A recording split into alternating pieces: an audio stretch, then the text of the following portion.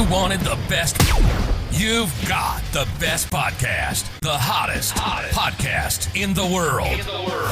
The Chris Voss Show, the preeminent podcast with guests so smart you may experience serious brain bleed. Get ready. Strap yourself in. Keep your hands, arms, and legs inside the vehicle at all times, because you're about to go on a monster education roller coaster with your brain. Now, here's your host, Chris Voss.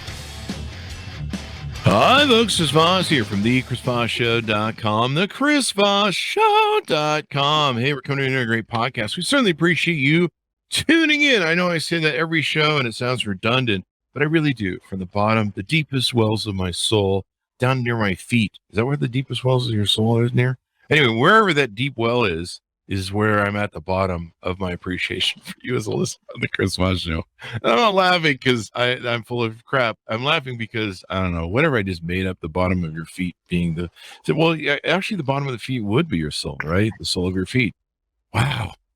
Who knows? I'm like a genius. I just don't know it. That or I'm too stupid to recognize it. Anyway, guys, thanks for tuning in. We certainly appreciate you guys being here. Go to youtube.com/Chris Voss. Go to goodreads.com/Chris Voss. All the groups we're in, Facebook, LinkedIn, Twitter, Instagram, all those wonderful places. So we're excited to announce my new book is coming out. It's called Beacons of Leadership, Inspiring Lessons of Success in Business and Innovation. It's going to be coming out on October 5th, 2021. And I'm really excited for you to get a chance to read this book.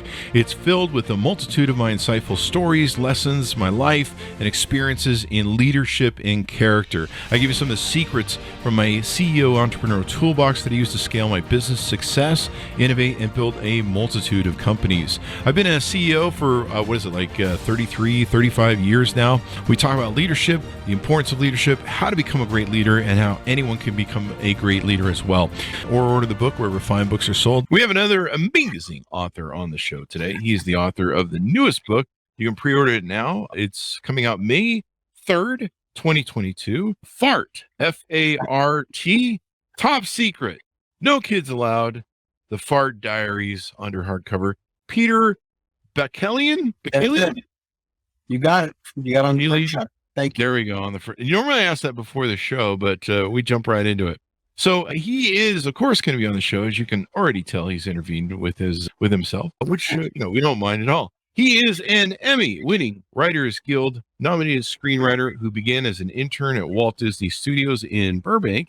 He later joined the production team of Thundercats at Rankin Bass Productions and went on to write for Curious George, The King and I, Santa Baby. Is that Santa Baby? Santa Baby. Oh, Santa Baby. Yep. Big and Small, and Clifford's Puppy Days. In addition to his family, he loves the same things he did as a kid, unlike me, who hates everything he did as a kid. World's fairs, when he can find them, surfing, pinball, and restoring bicycles. Welcome to the show, Peter. How are you? Thank you, Chris. Thanks for having me. Appreciate it. There you go. Thanks for coming. We certainly appreciate having you on. Do you collect pinball machines or something? You know, I had a pinball machine, and the problem with owning a pinball machine is that once you beat it, you don't respect it anymore. And so you get bored with it, and you've got this, it's like how people have exercise machines in their houses that they never use. You start putting things on it as a table. So that's why pinball arcades are kind of sacred to me. I'm on the Jersey Shore where we grew up playing pinball, and there's a wonderful museum in Asbury Park. If one has the chance to go, it's really terrific. Awesome sauce. So what motivated you want to write this book, and why did you title it F.A.R.T? Well, I guess the inspiration he turned out great, but like every parent, you worry. Any new parent, you worry, and they don't come with a manual, kids. Although people put out parenting manuals telling you that they're going to work and all this other stuff, and nothing quite was connecting. And I was very nervous. And one night while I was driving home, there was this commercial that came on after like 11 p.m. So it was the cheap time. And it said, parents, you can have a well-behaved child in less than 30 minutes. We know the secret. We're scientists. Order the last parenting manual you'll ever need. Well, I almost drove off a cliff. I thought 30 minutes? I'll give these guys, $30,000. You can tell me. So, yeah. And then it hit me. What if my kid reads it right? He'll know the secret. I love this. Yeah, or they'll use it against me. Yeah. So, Sounds like my first 9 ex-marriages. yeah. So luckily I sort of calmed down and I realized this just had to be hype. It was another Vegematic kind of thing. Mhm. But it got me to thinking that if there were such a manual, if such a manual were real, what would it look like? Oh. And it would have to be a secret manual, and not the way that these loudmouths were going about it. It would have to be not scientists. It would have to be parents. It would have to be kid-weary, grizzled parents sharing every dirty trick they ever knew about raising kids and keeping them in line. It would have to be a secret society. Mhm. And I came up with the name F.A.R.T, which is Families Against Rotten Teens. Which is ultimately, that's what you're after. And There you go. that sounded right. So if kids found out about F.A.R.T, no one would believe them because it's an infantile thing to say. You know, if there's an organization called F.A.R.T, no one will believe the kids anyway. Oh. So you can't buy this manual. One day a book will come in the mail. It'll look like a cookbook, but you open it up, it's actually your F.A.R.T manual because you're a parent and F.A.R.T has always kept track of everything. And you get your manual and you're in. You know, you're part of it. You're part of the conspiracy. And it's great unless your kid finds out. And in this book, a kid finds out and has to prove that it exists. And that's what kicks off the book. So it's really two books in one. It's an adventure and it's also this manual. We've actually got part of the manual in the book.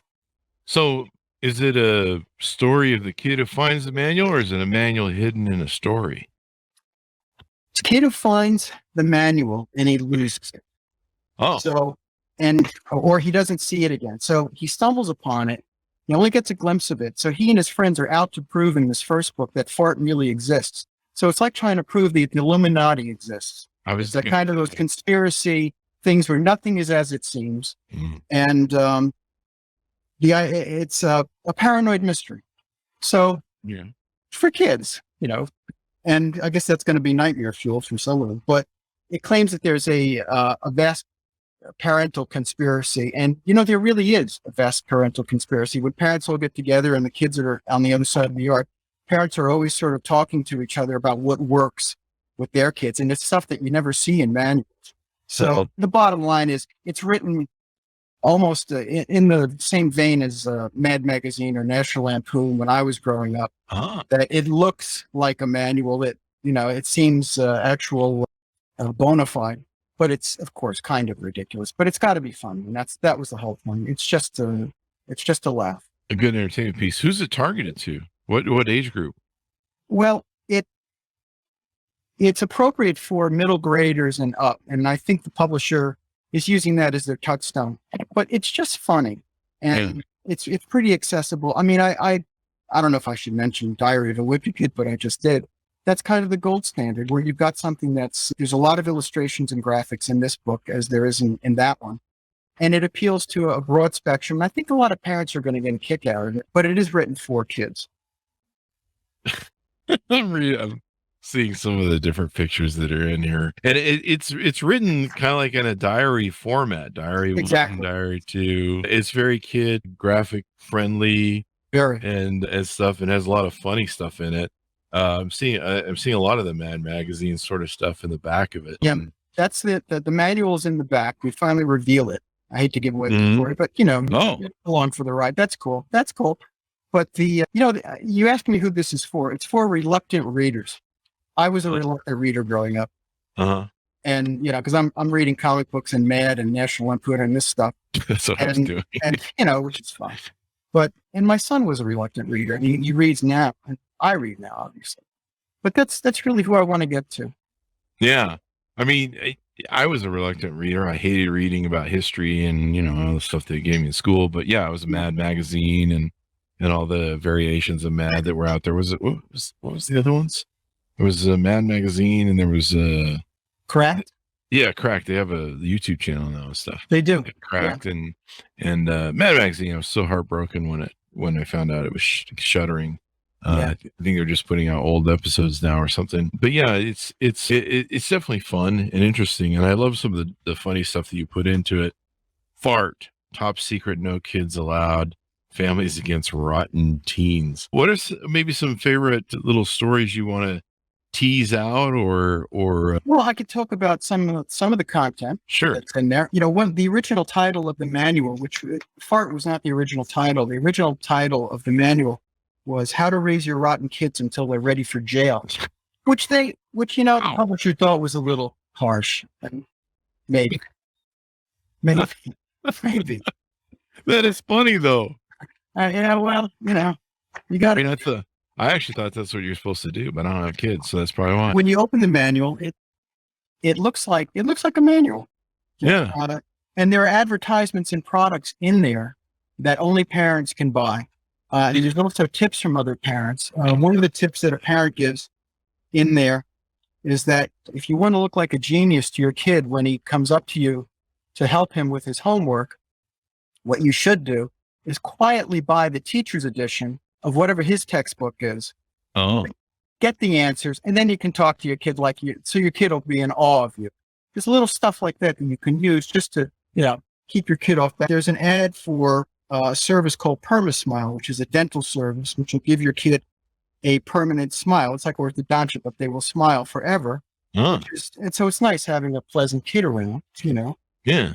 There's a camera that will stop kids from doing a photobomb. Basically, the camera can detect when their faces are starting to contort into a nasty expression. And the camera will shoot out 40 gallons of compressed water. Holy crap. Yes. And 40 gallons? That seems like a lot. Well, it's compressed water. I thought my parents were awful. I mean, my parents weren't awful. They spank us every now and then. So they'll make it through. Yeah. 40 gallons. There's a thing called HypnoTrip where you tell your kids you're taking them to a very expensive theme park, and you pile them into the minivan and you insert the HypnoTrip DVD. And depending on the HypnoTrip DVD that you've chosen is where they're actually going to go. So, the minivan has those screens that come down. You put in the DVD and a hypnotist comes on and tells them that they've gone to this theme park. They've eaten everything they wanted, and, they've gone on every possible ride. And then they'll wake up. They think they've actually done this. And the DVD comes with commemorative pencils that you can give your kids. So it's nice. They got something. They got something for not being annoying during a card. I actually like this. I never had kids, and my nieces and nephews sometimes would call me up and be like, our parents are being mean to us. And I'd be like, well, if you want to come over to my house, it's a fun palace over here. We have like video games and everything else. I go, but you'll probably end up having to stay in some of the crate cages that we have for the dogs when they're puppies, because I can't have you running around the house making a mess. You're going to have to go in the backyard where the dogs go. And you're going to have to probably, I don't know, set up a lemonade stand if you want some food or something. And you got to figure out a way to raise some money. I start telling them all this just straight, plain and straight, right? Yeah. And they just sit there in horror and just go, then they run back to their parents and never let Chris babysit us. It's Uncle Buck. Yeah. Yeah. I'll call up my brother, hey, you want me to babysit your kids, man? I mean, I'm going to Vegas. I maybe I can give some lessons at Spirit Rhino or something. And then they're just like, never let Chris. And it's beautiful. Now if I could just get people on to call you when they need to move. But this might be a book that I could use to make sure that, they want to come around. I'll be like, it says in the manual that I should do this. So there you go. Yeah, this does look like a lot of fun. Looks like a lot of cool stuff that's in here. I would have fun reading it because it's just pretty goofy. And the secret thing now you have me wondering if my parents were part of the Illuminati as well. Maybe there's something I don't know. I can't tell you. See, I am a parent and I really can't tell you. I like to. Oh, so it's one of those, if I told you I'd have to kill you sort of things. It's ours. So is this your first book? It is my first book. Awesome sauce. I've written mostly screenplays, as we talked about, for Curious George and Santa Baby and all this other stuff. The interesting thing, when you're writing screenplays, you're writing, if you're writing for a show, you're writing for characters that already exist. There's a formula to the show, and there's not a lot of room for you to do anything all that's original except whatever the plot is and whatever you can get those characters into. And when you hand in the script, you never see them again until it goes on television, and it bears very little resemblance to whatever you wrote. Yeah. And it's a little frustrating, although, it pays well and it's quick, but it's very frustrating that, if you really want control, you have to sit down and write a book. Yeah. And you really make that happen. So you create original characters, and the only thing you answer to is a story editor. And I've got a great one at Simon & Schuster, Karen Nagel, and they really want to bring out the best in you. Yeah. Which is very different from television. Very different. Really different. So I wanted to really try it. So I set aside a good chunk of time and wrote the entire book. It wasn't a book proposal. It was the whole book. And that's what I handed in. And I said, this is what it is. It isn't anything else. You know, a lot of times you go to if you're going pitching an idea to a studio, in my former life anyway, they'll say, you know, that's great, but can you do it this way? Can you add this? And can you try that? And after a while, and in the end, it's not even yours anymore. You don't even know what you're writing. It's goop. So this was kind of liberating in that sense. And who knows? I hope someone gets a laugh out of it. It was a lot of fun to write. It definitely looks fun. Do you see it becoming maybe a series, or are you going to work on other projects? It is a trilogy. Oh, okay. There you go. So in the first book, they have to prove that F.A.R.T exists. In the second part, they've got to figure out how to stop it. And the second book is how they actually create a revolution. And the third book is how it all resolves and reveals what F.A.R.T actually is. The other kicker in the book is that F.A.R.T is getting more high tech, and they're moving away from the manual, and they're going into what they're calling the brain modem. You just insert a chip into your kid, and with a remote, you can actually get the kinds of results that you want with your kid. And I thought this was sort of a, stupid pipe dream until I realized it's probably more possible than the manual. Yeah. A lot of reading these days. So the other thing I always threaten my niece and nephew with, I'm like, well, my kids are still at military school. They'll be there till they're 18, and then I'll go see them and see how they turned out. Have you guys ever considered military school? And they run off. So this is going to be fun. It'd probably make a great movie when it could. It's very visual. As I said, there's a lot of graphics and illustrations. The initial reviews that have come back from, reading it, people pre-reading it, is that it moves very quickly. And I was very happy to hear that. And, each chapter throws you into the next, which is what you'd hope for, kind of a page turner. But I'd be very content if we get the trilogy done in a way that everybody's happy with it and kids enjoy it. It's really why I wrote it. There you go. Anything more you want to plug out on the book, Peter? No, you've plugged it away beautifully. It is fun to look at. I can see how it's a fast read because the pages are short. Yeah. There's not a lot of words, lots of pictures, and it gets into fun stuff. You're holding dynamite in your hands. Yeah, this is the Easy Eye edition right here. Oh yeah. Oh, holy crap! I know. We went big. This is the official F.A.R.T logo. The folks at Simon & Schuster came up with. It's just a great job. I don't know. I kind of would get this on T-shirts or something. Jeans. I wonder how many parents are going to buy this book thinking it's real. Well, good. Maybe it is a manual for these damn teens. All my parents' friends, they always post on Facebook, I don't know about these teen years, and I'm like, well, they did have birth control, so your fault. It was available. Anyway, it's wonderful to have you on. It was wonderful to have you on, Peter. Do you have any .coms? I think you have one coming up, or a place to find you on the interwebs. We're going to have a couple coming up. One is peterbakalian.com, which is going up Monday. There's going to be a link on that website where kids can go to it, and there will be a link where they can hack into F.A.R.T's website. Oh, wow. And that's just about done. So, and part of the story is that these kids actually hack into F.A.R.T's website. So we're creating the back door into F.A.R.T that kids can break into.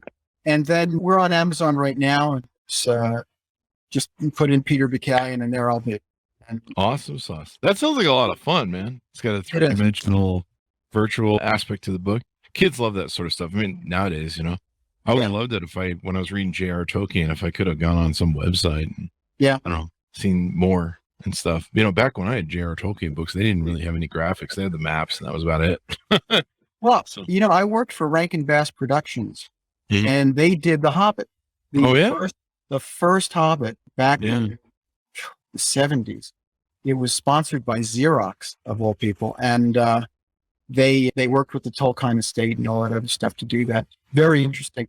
And so what the thing was, that property was you could never put it on real film because everything was so elaborate to get it right. And now with digital, they can actually do it, just like they're doing all this Marvel stuff. But at that time, animation was the only way to do it. No, it's So, totally. Well, Thank you very much for coming on. We really appreciate it, man. Chris, it was my pleasure. Thank you so much. Thank you. And thanks so much for tuning in. Go order the book. It's available May 3rd, 2022. So you have time to get your pre-order put in. F.A.R.T, F-A-R-T with dots, top secret. No kids allowed. The first book in the F.A.R.T Diaries series. Also go to youtube.com/Chris Voss. Hit the bell notification button. Go to goodreads.com/Chris Voss to see all the places we are on the internet. Thanks for tuning in. Be good to each other. Stay safe. And we'll see you guys next time.